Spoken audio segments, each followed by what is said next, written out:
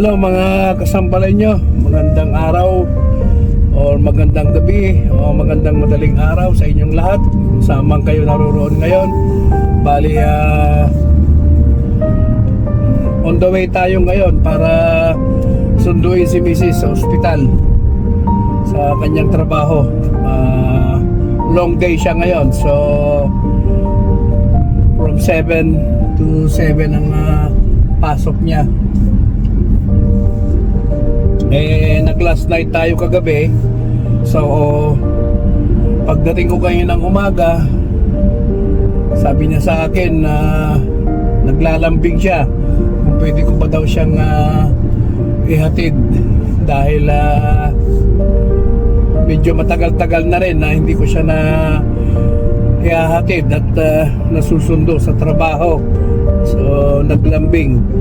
Sabi ko sige, sabi ko hindi pa naman ako inaantok. So yun, hinatid ko siya kayo ng umaga pag galing ko ng trabaho kagabi. So ngayon susunduin na natin siya. Medyo maaga nga ako, wala naman akong gagawin, kaya pumunta na ako ngayon. Then doon na lang ako sa parking ng ospital mag-aantay. Kasi ang labas niyan mga alas 8 na. Although dapat 7 to 7 lang sila, minsan alam nyo naman yung mga nurse, lagi yan nasusubrahan ng oras, gawa nga ng marami silang trabaho.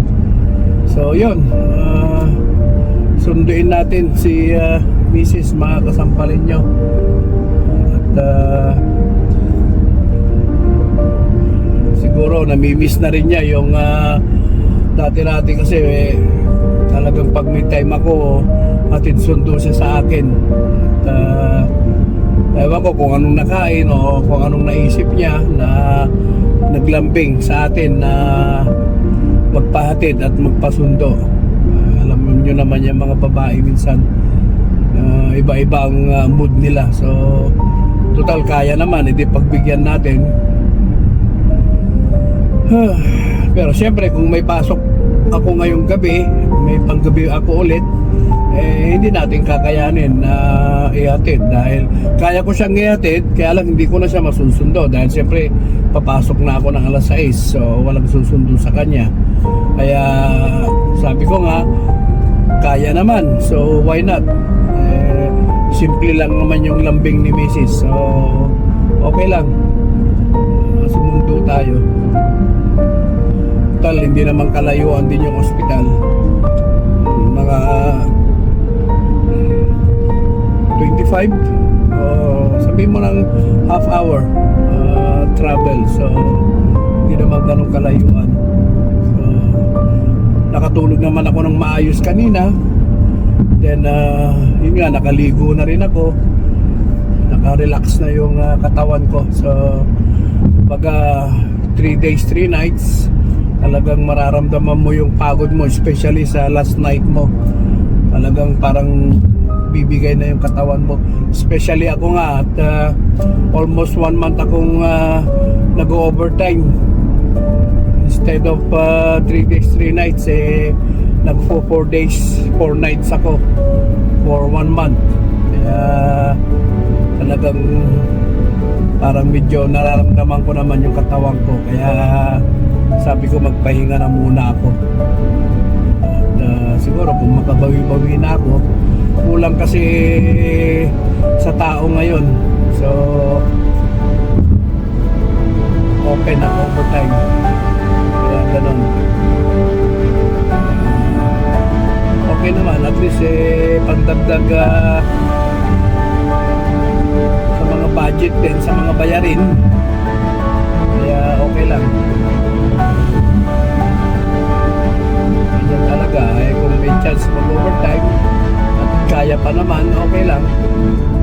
But of course, wag naman nating samantalahin yung katawan natin. Especially sa akin nga, hindi naman ako ganun kabata. Matanda na rin tayo at may mga nararamdaman na rin tayo sa katawan. So dito sa abroad naman, ganyan lang. Huwag mo nang masyadong turusahin yung katawan mo, especially kung alam mo na ganun kalakas yung katawan natin. So, yung sa akin naman, at least kahit pa paano mag-overtime ako para meron namang extra, especially alam naman ninyo yung sa pinapaaral natin sa London. Kasi siya na kayo, wala na akong halos mailagay sa vlog ko, mga kasambalin nyo, sa totoo lang. Kaya pag ganito na may pagkakataon ako, dahil yun nga nagkasunod-sunod yung overtime ko, so halos talagang wala na akong time na mag-vlog. Kaya pag ganito, sinasamantala ko na lang yung ganito lang, usap-usap lang tayo para lang kahit pa paano meron akong mailagay. Marami ng pangyayari, especially sa atin, yung kay Duterte, politiko sa atin, tapos nagsimula na rin yata yung kampanya ng lokal. So maraming pagbabago. Minsan mahirap lang talaga sa akin ng humanap ng time para kahit sana yung kagaya ng mga nakaraang ginawa ko na magsalita-salita lang ako sa vlog ko. Most of the time pag umuwi talaga ako, makakain lang ako, akyat na ako, tulog na. Ganun lang talaga na ang ginagawa ko. Kaya wala na talagang time mag-vlog. So minsan nga dumadating yung time na parang iniisip ko na paano kaya itong vlog ko. But siyempre hindi pa rin naman tayo susuko. Kumbaga okay lang yan, tuloy-tuloy lang natin. Yung nga lang, pag-presensyahan nyo na lang kung kagaya niya, ganito ang mga vlog ko, dahil wala naman ako talagang pupuntahan kung paano tayo mag-vlog ulit. So yun lang mga kasambalin nyo. At sabi ko nga, maraming salamat sa mga nagtsatsaga sa aking channel. Although gaya nga ng sabi ko, hindi naman masyadong ganun ka walang mga vlog ko sa ngayon dahil nga walang time. Anyway, pilitin natin na karoon ulit tayo, bumalik tayo ulit sa mga video, sa mga vlog, sa mga paglipad ng drone one of these days, guys. So abangan nyo lang please.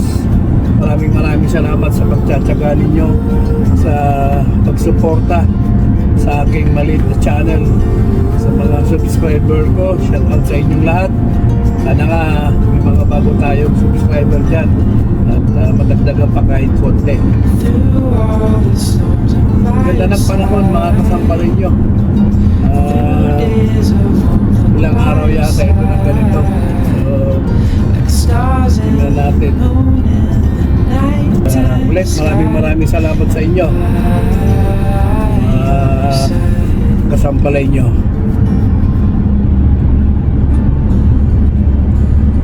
Yun lang, maraming salamat ulit mga kasambalay nyo.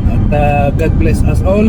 Ingat po tayong lahat. At hanggang sa muli, okay?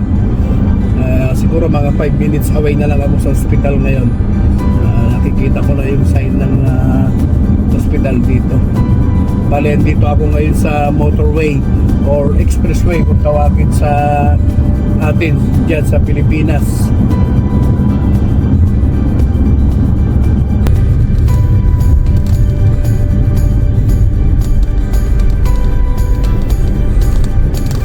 Ito yung hospital nila Mrs.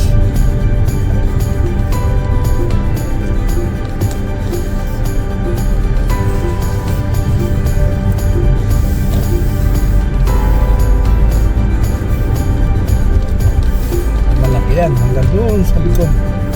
Isa ito sa pinakamalaking ospital dito sa South Wales.